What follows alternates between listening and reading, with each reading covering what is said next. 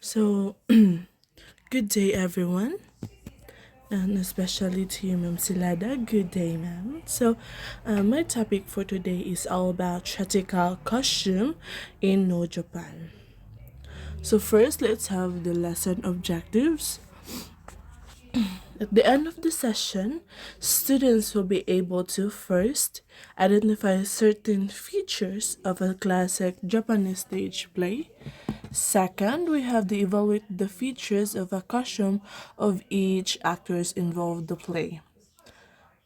Third, we have to give personal ideas of enhancing the costume and props for the no play. So first, let's talk about the no theater. So no theater is a form of theater involving a music dance originated in 19th century. So it is structured around song and dance. So the movement is slow. The movement is low, and the way they portray the theater, their movement is like they're just floating. It's low. The language is pathetic. The tone is monotonous. From the word monotonous, it's something that not interested. You'll be not be interested by the tone, and the costume are rich and heavy. So the themes are related. The plots are usually drawn from the legend.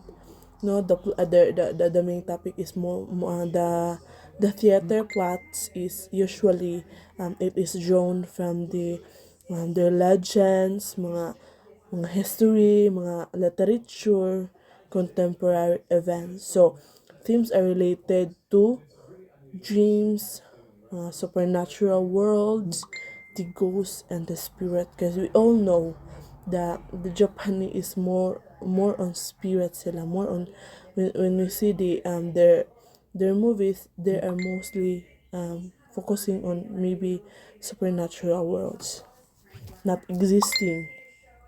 So, Noah Theater is for perform in square with the roof that is supported, and it is four corners by pillars. All sides of the stage are open except for the backstage.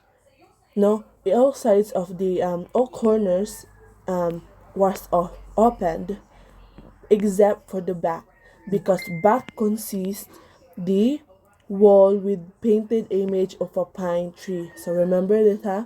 Remember that at the back portion of the corner, the stage, is painted image of a pine tree. So there's a bridge also in the side, as we can see the I think that doesn't see, but in this side there's a bridge that consists the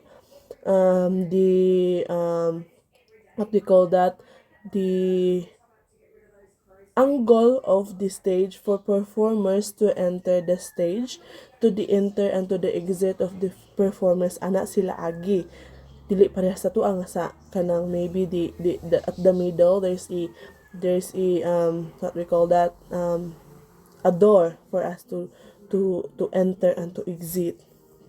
So typically staged outdoors, but recently the modern and indoors theaters have also become a common venue. So that was the old, but there's also a modern. Yeah, as we know the no theater, their history and the plot. Let's go on to the main role or the characters or the costume of the characters. So P.S. All performers are male in the 14th century. There is no women who will be performed in the stage, but also about men alone. So first we have the Shite. Shite is the leading character or the main role for the theater, or the for the movie, or for the what they call that, the show. Yeah, this is the main, or the bida. In our terms, it's a bida. No, it may act holy man, holy old man, I think, and deity. No, a demon, a spirit, or a living man. So muna iyahang role. Person na siya, person ang nasa sud, but nag-costume na siya, nag-costume, no? His movement express various mode. So the heavy rich costume shows that supernatural or central role mo doon ay naka-shows sa iyahang damit, no? While the mask transform him into a god, spirit, or demon. So that's why they from the word main role, the ang bida. So kung ang bida gani, kung you show that, kung imo siyang ipakita, so imuhag yung tag-ingon ang imuhang gitag-ingan. So kung unsa iyang porma, the way sa iyahang panuot, the way sa iyahang naong, mga accessories and everything, they gisundog nila na to present the main role. So second, we have the waki. So we have the main role, and we have also the supporting actor, or the supporting role. So it plays no, waki is plays rules such as priest, monk, or samurai. No, in contrast to the side, the waki always portrays living person. So as I can say, like from the previous, that we have the shape is representing ang bida. If it is a god or a supernatural or ghost, so iya tong tag-ingon mag-costume siya. So mahimo siyang cosplay. Kaya iya mang tag-ingon ang whole good body, the face, the accessories, the gowns, they're being using. So in Waki, contrast sila, kay si Waki present naman siya. He portrays siya as a living person, like a priest. Anyone can be a priest, right? So there's no need to sandugon gyud ang priest nga ilang gisundugan sa kuntahay video. To dili gyud siya, kay pwede raman siya priest mo yun, kay priest pwede man kay tanan man everybody can every man can be a priest. Yeah, so can be a priest. So living person si Waki, ha. Always remember nga ang supporting si Shai Tragyod ang nagamit og na the mask. Yes, sorry. His plain dress makes him look human and realistic. So the way Waki dress, it's a plain, or plain dress, to make him more realistic. Kay different from Shite. Shite is more on godly guro nga, the way they worn, but Waki is na siya, humanistic and realistic. So third, we have the Hayashi. Hayashi is the musician, the one who make a sound, the tone for the theater. So the four musicians provide accompaniment for the performance with float. We all know how, or we call it flute, the shoulder drum, or Kotsuzumi, the hip drum, which is the Otsuzumi, and the stick drum, which is Taiko. No, uh, their costumes blends them together as one. So, uniform sila o kanang uniform. They don't distract from the actors para dili ma-distract, dili nimo makot ang attention nila coming from kanabang dili nimo makuha ang attention nga dapat unta ni main characters muna they just use the simple colors, and they have the um, uniform color. So, but no, they don't distract from the actors, but their music drives the mood. The music will drive the most. Maybe there's there's a reason why the tone of the Hayashi's made is monotonous. Maybe there's a reason why this is for us. It's not monotonous, not interested, but there's a reason. They drives the mood. They making this, or they doing that for to drives the mood of the play. The next one we have the joy tie. Joy tie, which is the chorus. Chorus, it sets to the left of the stage. So nasiya sa stage, nasiya sa left side portion of the stage. They assess the site, they assess the site, or in short, we call them the narrator of the show. So sila ang nag-narrate, or sila yung nagpadagan sa show. So the rule is narration, not acting. So their simple costume keeps focus on the main character. So wala sila laing buhaton kundi mo narrate ilarang in-narrate. They just roll as a narrator. So simple, they're just using the simple one that keeps on the main character. So mura siya related siya sa pangguro sa what we call that, sa main character, which is a shite. The next one is the cocaine, not cocaine, cocaine. So cocaine is the stage attendance. No, dressed in black, the stage attendants are not part of the play, but to assess the performers in various ways, such as holding their props. So in short, the cocaine is the what we call that, the may tawagan ha, kanabang ni assist na nara sila sa likod, nara sila sa left side, nara sila sa the back portion, or kanang dili makita nga area. They just assist the kanang the arrangement of the headings, the headdresses, the accessories, the sila mo tarong sa sinina o magkinaunsa man dira.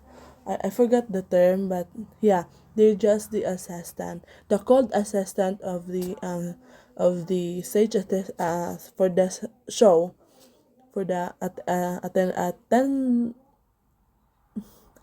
assistant of the characters is we called it cooking.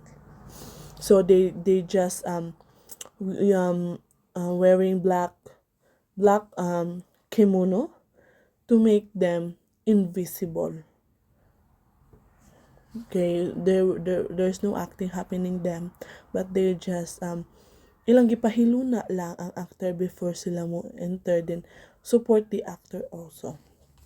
So we have also the costume and props. So mostly ang akong nakita sa Noah Japan is only the kanang the what we call that, folding pan mostly akong nakita, no.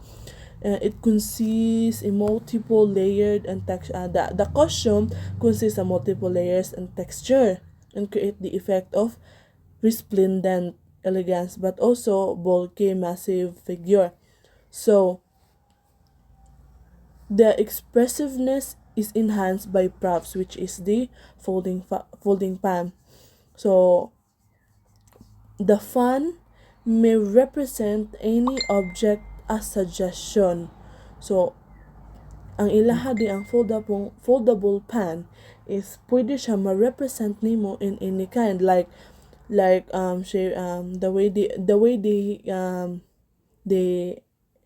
they use it, the way they hold it, they can represent any kind daw. So we have the Noah mask, or Noah mask is, we can it's been the one been using by the role the shite, or the bida of the show. So one key element to know are the masks which the site wears. So they tell the audience what kind of character they being portrayed. So they using the mask for us the audience to know nga kaning a person, or kaning a naunga, or kaning a character among gi-portray for you to know. So frequently used masks represent demons. So mostly daw nag-represent na siya kanang the design, or the ang forma is for demons, for gods, and nagkaiba-ibang spirit. Masks are very important, no, in the no, and worn only for the main character. The mask helps us to raise the action out of ordinary. No, can help that to freeze it in time. For the no actor, the mask of a particular character has almost a magic power. Before putting it on, he will look at it until he feels the emotion absorbed with himself. So, before they nasuoton sa mo role, they magtinutukan na isa sila para magain niya kuan ba ang kanang the mood, the emotion absorbed within himself. When he puts on the mask, his individuality resides, that it is nothing but the emotion to be depicted. Yeah. So some facts, or let me call this a throwback of the what we call that, the topic we have discussed. So it's something throwback, that it's a fact. So traditionally, no actors being trained in at age of 3. So sa 3 years old siya, gitrain na sila. So in the early years, all roles were played by men. As I say kaganiha, it was played only by men. Since 1940s, women began to perform. So pag 1940s daw, the woman began to perform na. Kay kung katong tong early years pa, kung ang role character, the main role is women. So the male that has been the one who act the main role, the main character, or the bida, he uses the mask for women, the dress like a woman, the appropriate for women. So no actors wear wigs, hats, no actors, I mean, sorry. Actors wear wigs, hats, and colorful, rich texture like robes called shuzuko. Ang gisuot sa main character is the shuzuko. The suzuko. And musicians, of course, wear formal kimono. So singing is limited in tonal range and in this chanted manner with repetitive passage. Texts are poetic. Melody is not in the center of the singing. So, ano siya kanang padara siya sa mood. So, the traditional no stage is open so the audience can see the actor's movement even when they are not on stage and has no curtain. Props are minimalistic. All performers have their own handpan. Handpan is often placed in the side to pick up when leaving the stage. During the performance, it can represent a kind of object like a sword. So, muna gingon ganina nga ang katong foldable pan nga ilahang props is pwede siya nimo represent of any kind like sword. You can use it as a sword. So, in overall, they've been using cold formal kimono except for the shite. For the shite, we call the costume they've been using shuzuku. But the other is using a formal kimono. So that's all. So let's go back to our learning objectives. So, I'm so sorry. So, lesson objectives.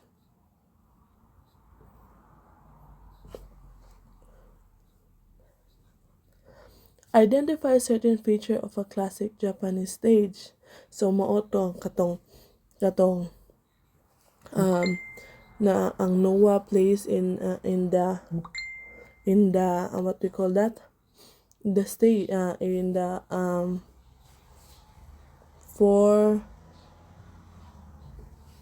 no I no Noah theater is formed with a theater form of involving in music, dance, drama. So we can identify the certain feature of classic Japan stage role, like it was performed in the square stage with the roof that is supported in its four corners, and also and sa akong giingon ganina nga ang open ang tanang side niya except sa back portion, kay ang back portion consists the wall painted image or painted image of a pine tree. Muna ang kanang first. The second, they evaluate the feature of the costume of each actors involved in play. No, it's explained on how the costume design fits their character's role. Like this, the costume is rich in rich silk robes, mask to highlight the super presence. So, moto decide is nagamit siya og rich silk robes to highlight the supernatural. Di si Waki, simpler kumuno, no mask, kay to appear realistic. Kay woman man siya, realistic siya. Si Hayashi o si Jotal is a formal kimono to stay unified and supportive. So, si Hayashi o si Jotal is the supportive naman siya. So, they're just using this formal kimono. And the cooking is all black so that the audience ignores them. So, muna ang itong costume actors involved in the play. So, the third one, give personal ideas to enhance the costume and props for the no play. So, the just personal ideas nga imong gustong i-enhance ato nga costume nila. No, maybe the kuan you can share your own ideas about this, like for example, use lighter silk or use lighter silk so actors can move better while keeping the elegance, or add modern lighting effects to enhance mass expression. Kay darker magud sila nga color mostly no atong mabantayan nga they've been using the darker color. So to enhance it, maybe to lighten the effects, no, add more lighting to kanang enhance the mass expression. So redesign the fan with patterns that glow or change underlight for dramatic effects. So that's my some of enhancement that I've been thinking. So that's for that's for all today. Thank you so much for listening. I hope that you've learned something from my discussion. And for the assessment, for the let's have a short evaluation. So for the evaluation, I'll be sending the PPT to maybe to the GC. No, you can just answer it directly. No, we have the type A, the multiple choice, five number five kabuok. Then for the true or false, just answered it true or false.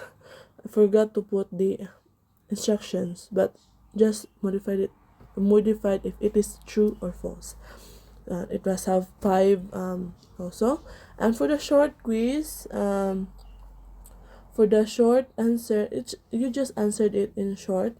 If you could change or improve one part of the costume or props, what would it be? So I've discussed some of my enhancement, and I hope so that you've learned something for you to answer my question for my short evaluation. And that's it for all. I miss you guys and I love you all. Thank you so much.